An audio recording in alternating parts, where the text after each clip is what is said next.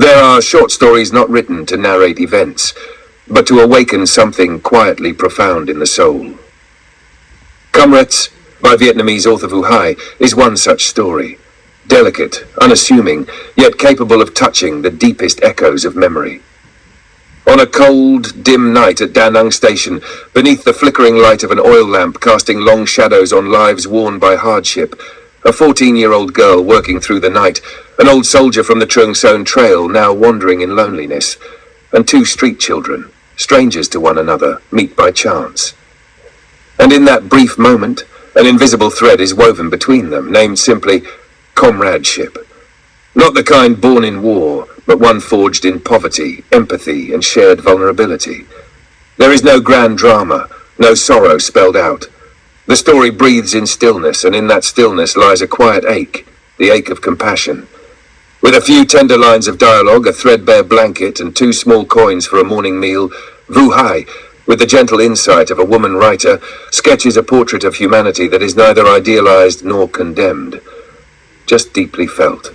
Comrades is not only about those who once held rifles. It is a meditation on those brief moments in life when kindness rises without reason, when strangers become shelters, and when something as fragile as a shared night becomes unforgettable. In a world of fatigue and loneliness, it reminds us, sometimes the greatest courage is simply to care. It has been so many years, and yet each time she passes by the Da Nang railway station, memories from a distant time return to Dung with a strange, quiet ache. Those were the hardest years, years when she was still just a young girl. And every summer from that time seemed to brim with memories. For others, summer meant rest, freedom from school. But for Tung, it was the season of labor, of earning a living for her entire family. She was only 14, an age that should have belonged to innocence and carefree laughter. But Tung had already been thrown into life's swirling currents, shoulder to shoulder with other laborers at that station, among the makeshift food stalls and flickering lights of the night. Her sister Lan ran a small roadside stall near the tracks, open from 7 p.m. until 7 a.m. every day. Tung remembers the year clearly, 1977. That small stall was the lifeline for all 6 mouths in their family. The railway had only just reopened. Trains on the North Central South Line were running again, albeit erratically. Many families like hers survived solely on the movement of those trains.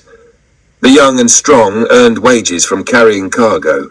The children of the poor roamed the platform selling sweets, boiled peanuts, sweet potatoes, iced tea. And the station began to sprout with little makeshift eateries, stalls selling bowls of rice, pho, coffee, herbal tea, northern-style green tea. There were no fixed hours for work at the station. Life there moved with the rhythm of the trains, which often came late, sometimes delayed for tens of hours. But for those living by the tracks, these delays meant extra chances. Another cup of tea sold, another dish of rice, another packet of cigarettes, a little more money to take home. That same year, when her sister Lan gave birth to a second child and fell ill, Tung took over as the little mistress of the stall. She became the family's main breadwinner. Every night, she stayed up waiting for trains, selling what she could like so many others in that uncertain crowd. At first, she was ashamed, terrified that her classmates would find out she was doing such lowly work, mingling among the unrefined. Each night she stayed up selling to strangers, she feared being recognized. But gradually the station became her world, and the people there, rough-edged, tired, loud, grew close to her heart. From the old men sipping tea to the lady selling rice bowls to the hunched woman carrying noodles in a basket, to the men pushing carts of bread and the brawny porters hauling crates from dawn to dusk. Tung began to see them not as poor or lowly, but as deeply human. Some were reckless, yes, there were street kids, troublemakers, pickpockets, but when they came to her stall, they behaved with surprising gentleness, even dignity. And then there were her regular customers, especially the railway workers. Many were kind. They drank coffee on credit, noted in a little book, promising to pay once their monthly wages arrived. And whenever trains arrived and crowds surged, they would jump in to help her, boiling water, washing cups, serving drinks as if they were part of her staff. Because really, one girl could not manage everything alone. Somehow, without realizing it, Tung came to love those nights. The shame faded. Looking back, she even felt pride. That station, that slice of her youth, had given her more than memories. It had given her life lessons. Lessons not taught in schools, but learned in the warmth of human kindness. The muddy platform on rainy days, the foul smell under the summer sun, none of it dimmed the vibrant chorus of life there. A strange patchwork life, painted in muted tones, yet pulsing with energy.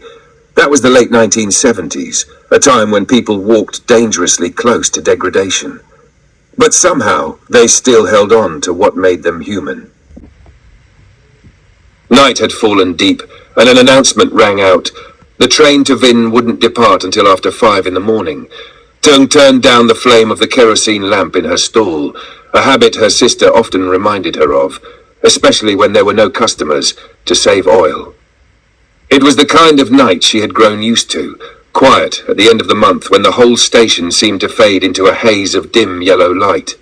A lone lamp, suspended above the platform, cast a weary glow over the waiting area. It barely lit the space, its strength long dwindled. Passengers, weary of delays, scattered to find rest.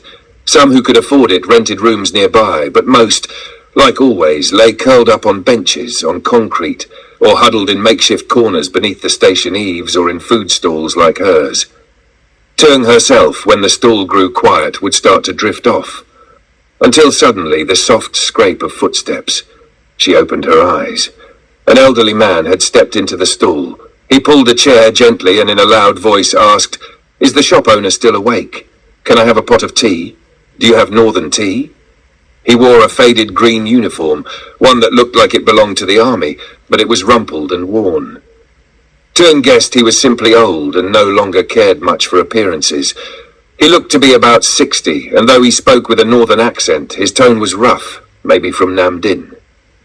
Tung greeted him politely and told him yes, she had northern tea. She hurried to boil the water and prepare the pot. Years of experience had taught her that those who ordered tea in the dead of night usually stayed a long while. Probably, she thought, he was waiting for the delayed Vinh train.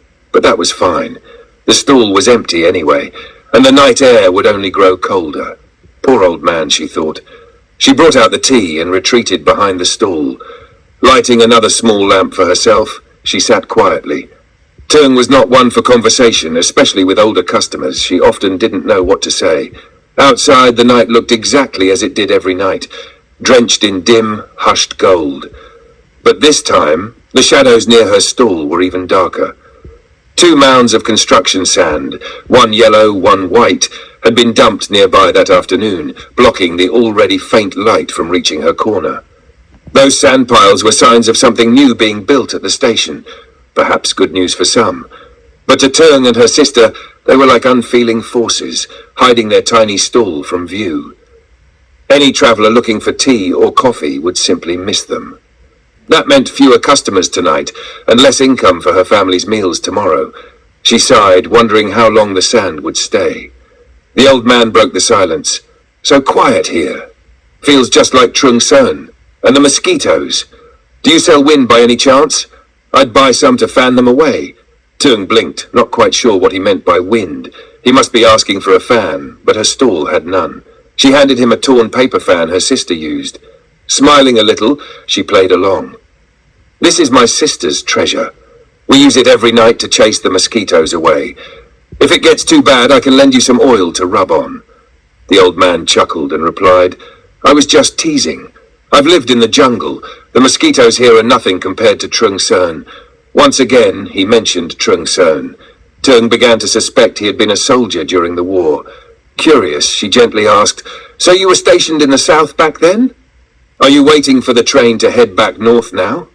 He didn't answer directly.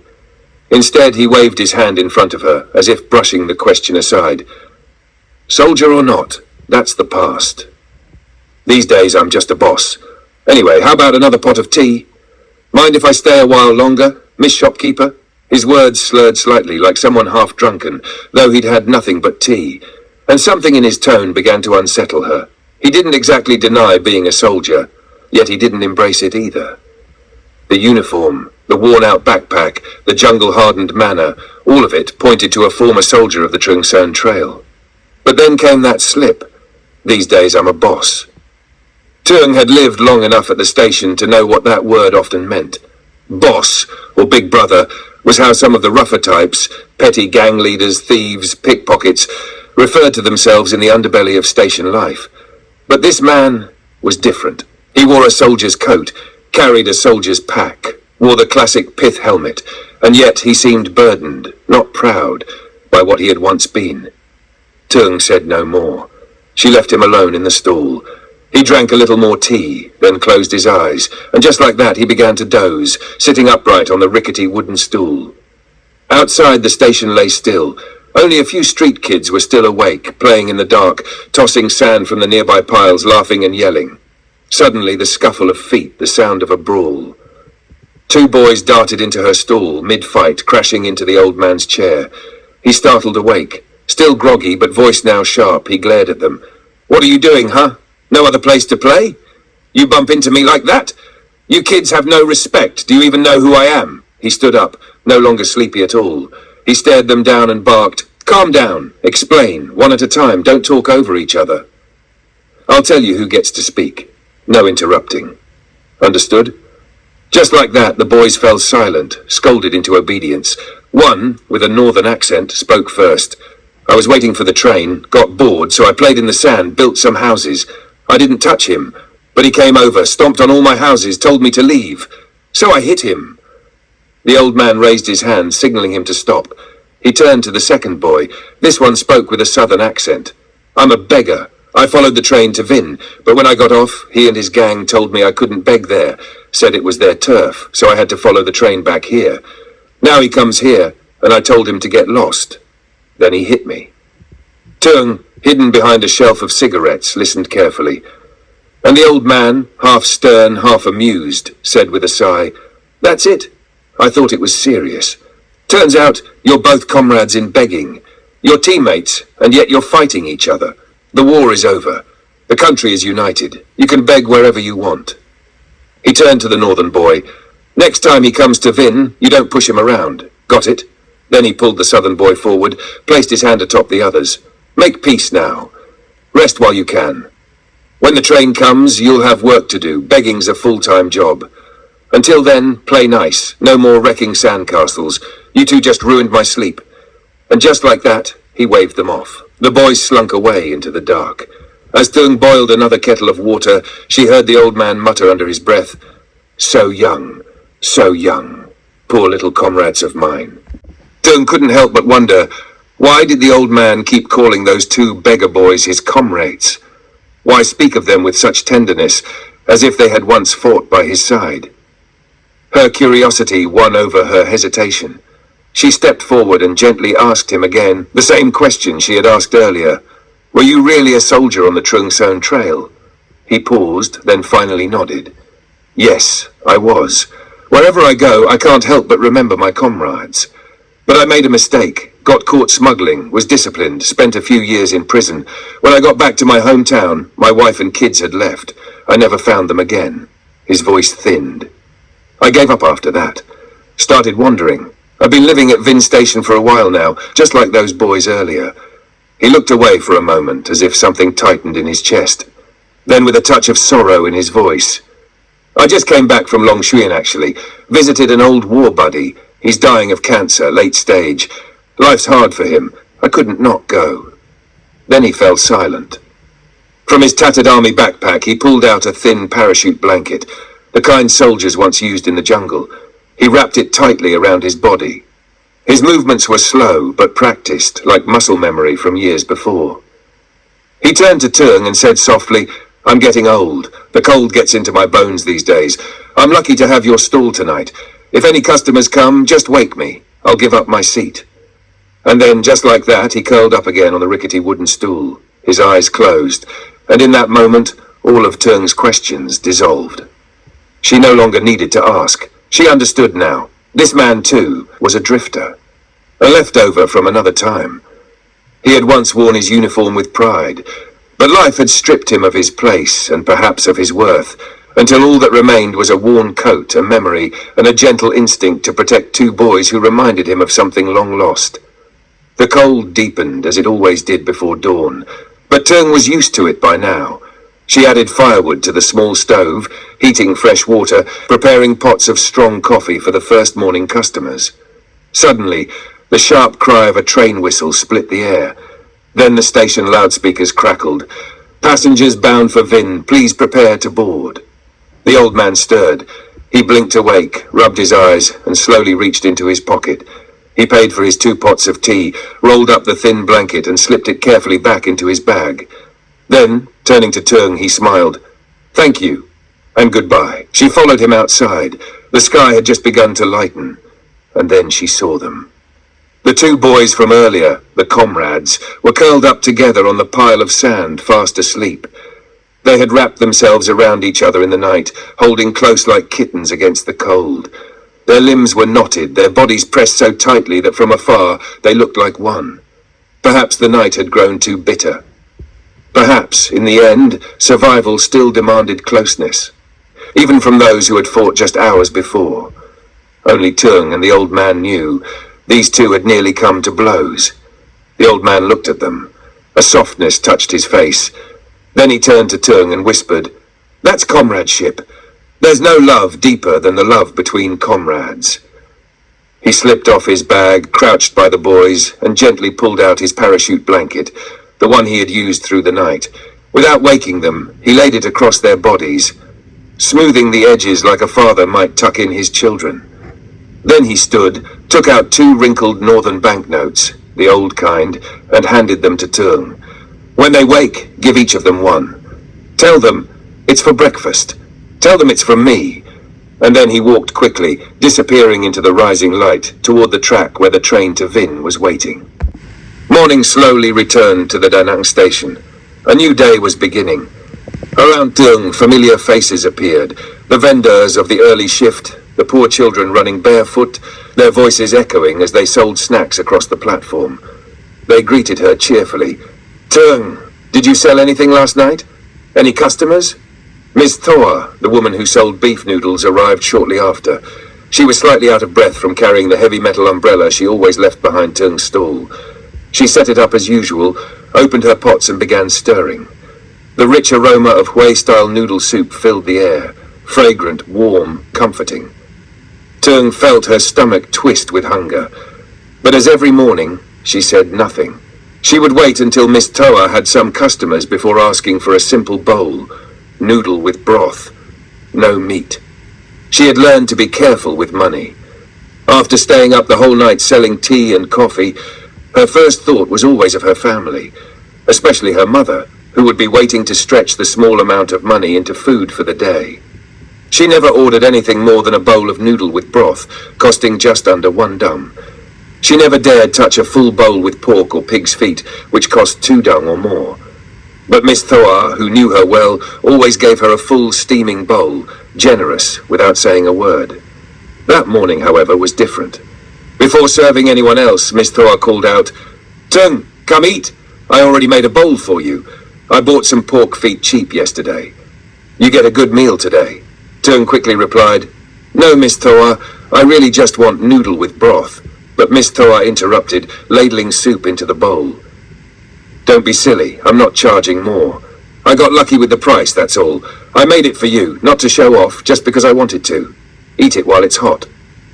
Tung was really hungry. She sat down on the little wooden bench beside the soup pot and took the bowl with both hands. It was delicious.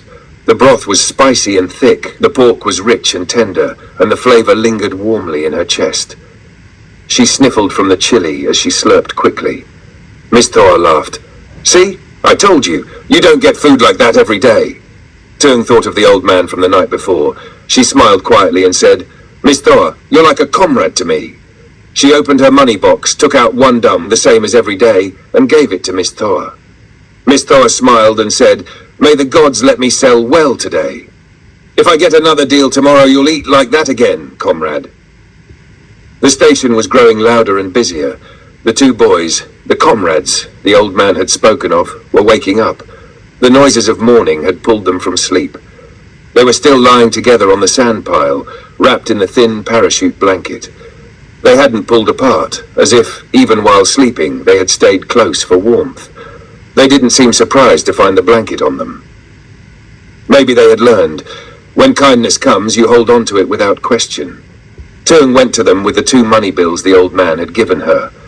She handed one to each. He told me to give these to you. For breakfast. Buy some bread. They stayed silent, clutching the bills. Tung looked at them, smiled, and used the word she had learned so quickly to love. Just wait a little longer. Miss Toon is coming. She sells bread. She's a comrade of mine too. I'll talk to her. She'll sell it cheap, something good, and you'll still have a little change left. The boys didn't reply. They stood still, holding the blanket and the bills. From beyond the mist, the soft rattling of wheels approached, the sound of Miss Tun's bread cart. It echoed gently over the platform, rolling closer toward the small stall, the place where a quiet act of kindness had passed in the night. Tung turned to the boys and said softly with a peaceful smile, "She's almost here. Just a little longer now."